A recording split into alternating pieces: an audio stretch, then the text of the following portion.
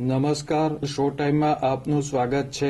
ભાવનગર ખાતે રાજ્યના નાયબ મુખ્યમંત્રી હર્ષ સંઘવીની ઉપસ્થિતિમાં પીએમ ઈ બસ સેવાનો પ્રારંભ થયો છે.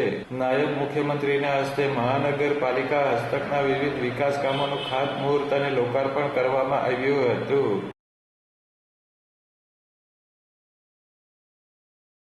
પીએમ ઈ બસ ડેપો ખાતે યોજવામાં આવેલા કાર્યક્રમમાં હર્ષ સંઘવી ઉપરાંત કેન્દ્રીય રાજ્યમંત્રી નીમુબેન બાંભણિયા, ભાવનગરના પ્રભારી મંત્રી કૌશિકભાઈ વેકરિયા, કેબિનેટ મંત્રી જીતુભાઈ વાઘાણી, મેયર ભરતભાઈ બારડ, ધારાસભ્ય Sejalben Pandya, standing committee chairman Rajubhai Rabadiya તથા શહેર ભાજપ પ્રમુખ કૃણાલભાઈ શાહ સહિતના ઉપસ્થિત રહ્યા હતા.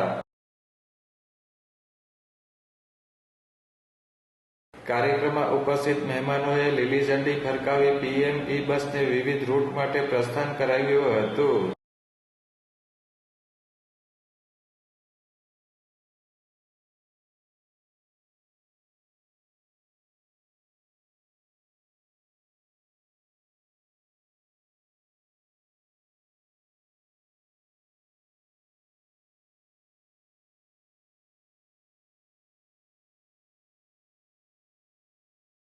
નાયબ મુખ્યમંત્રી સહિતના મહેમાનોએ ઈ બસમાં મુસાફરી પણ કરી હતી.